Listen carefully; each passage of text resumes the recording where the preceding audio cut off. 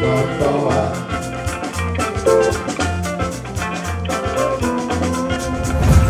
name is Oyeronke Bolatito Okougbo. I'm very excited and I'm so happy for today, being my 50th birthday. It's been a long journey so far, but I thank God for all that has happened. Everything that has happened in the past. Yoruba will say, "Gbogbo ẹ̀ ọpẹ́ ló já sí."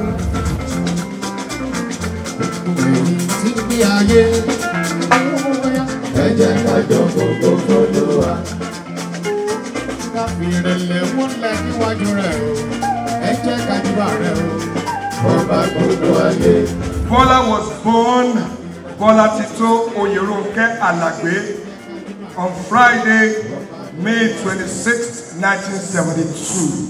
He was born to the family of Pa Oyekunle Alagbe. May his soul continue to rest in peace. And Mrs. Mabel Alagbe in Lagos, Nigeria. She is one of 6 children in the Alagbe family. She is happily married to her sweetheart, Mr. Okougbo, Shaka. The union is blessed with 2 wonderful guys. From relocating to the United States, beginning a journey, getting married, and I thank God for my husband. He's been supportive, very patient with me because I know I can be rash. He accepted me the way I am and loved me for what I am, and I love him too. We're blessed with 2 beautiful boys. They're all patient with me as well because mom can be so rash at times. And in everything, I just give thanks to God. I just thank Him. I cannot thank Him enough, and I want to really thank my family for the support, for putting all this together, coordinating here and there. I just want to say thank you, and I want to thank even those that come all the way from the United States, from Ireland, from Europe. I just want to say thank you to all. I just want to thank you, and I want to thank God. He is the Alpha and Omega. He made this day possible. He is the only one I can give thanks to.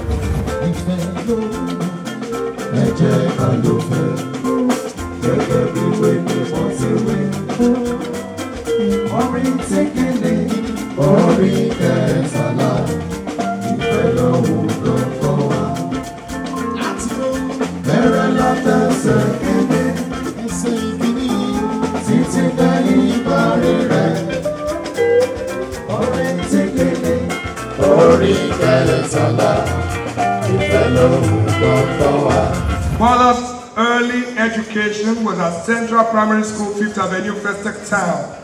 She then went on to attend Festac Girls Secondary School, Festac. Upon completion, she proceeded to the Federal Polytechnic at Ekiti, where she studied Secretarial Administration and bagged the National Diploma. With a diploma in hand, Bola accepted an industrial attachment position with the then Federal Civil Aviation Authority, now the Nigerian Civil Aviation Authority, NCAA. She ended up working there for over 10 years.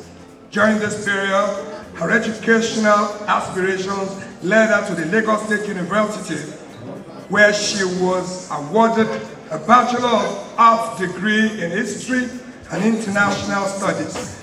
Unless one is satisfied with this or her current situation, one cannot stay in one place expecting opportunities to come knocking.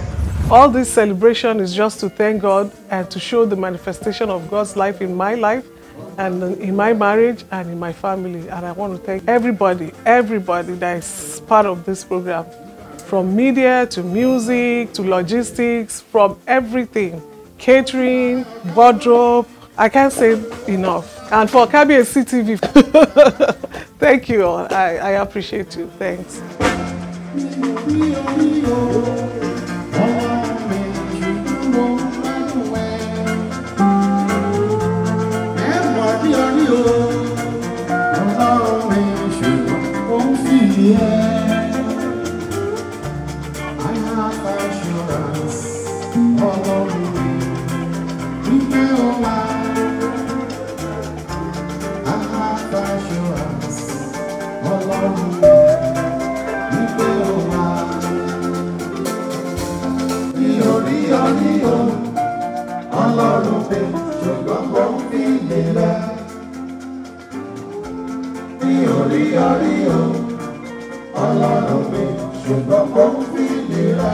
Bola relocated to the United States in search of better tomorrow, where she met a loving husband, Mr. Okougbo. Her quest to do better and open more avenues to a brighter future made her venture for a career change. History and international studies in the medical industry in line with this change, she attended Carrington College in Arizona and was awarded an associate degree in nursing, ADN. In the same pursuit, she continued to the Grand Canyon University in Phoenix, Arizona, where she graduated with a Bachelor of Science degree in nursing, BSN. While marking these educational footprints, Bola worked in various capacities, some of which are foundation for senior living as a behavioral health technician for a period of 4 years. Banner Behavioral Hospital as a clinical nurse manager, and Banner Del Webb Hospital in the American Director of Nursing. I want to appreciate my father in the Lord, Most Superior Evangelist Adepoju James and his wife, Mrs. Francisca, from New York, the entire family of CCC Queen's Parish in New York and in Mowe, Nigeria. I want to thank everyone for their support and prayer.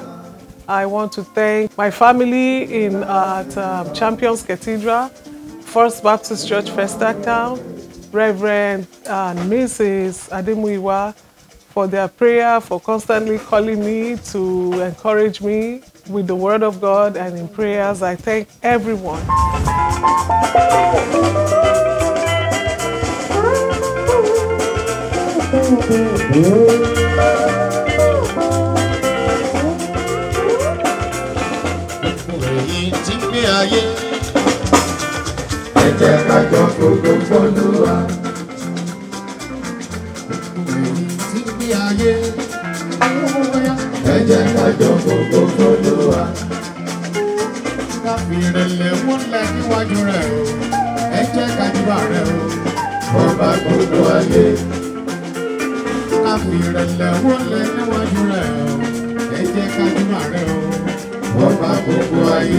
Her quest for advancement made her proceed to Walden University for a Master of Science degree in nursing, MSN. Bola is board certified as an advanced practice registered nurse practitioner and currently works as a psychiatric nurse practitioner.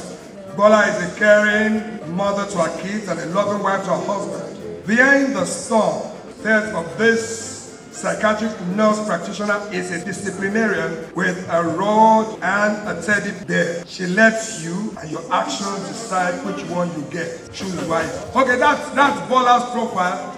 I'm reading it and I'm sweating.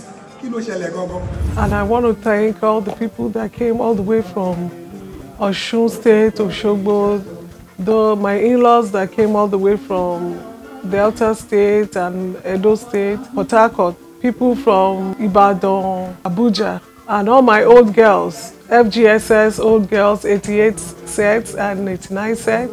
I want to thank all of you. I love you all. Thank you for sticking with me for the past 35 years. And for those that have just known me, I just want to say thank you. Oh, most especially, I want to thank my dad, my father, my second father and mother, all the way from New York, Mr. and Mrs. Tunde and Tinuda Ramola. I want to thank the Olukogbon's Prince, the Prince of Ile-Ife, Prince Adenegon. I want to say thank you, Mr. Olukogbon, everybody that I can't even mention names. Thank you so much. I love you.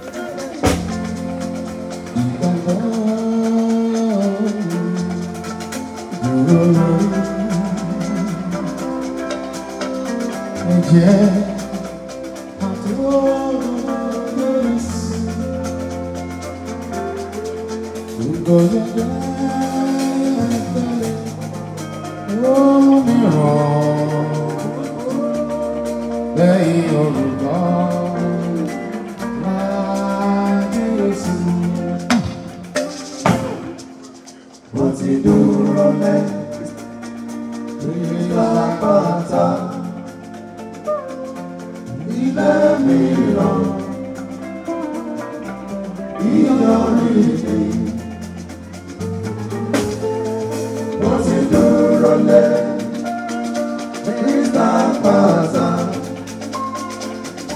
ilé mìíràn èèyàn rèé.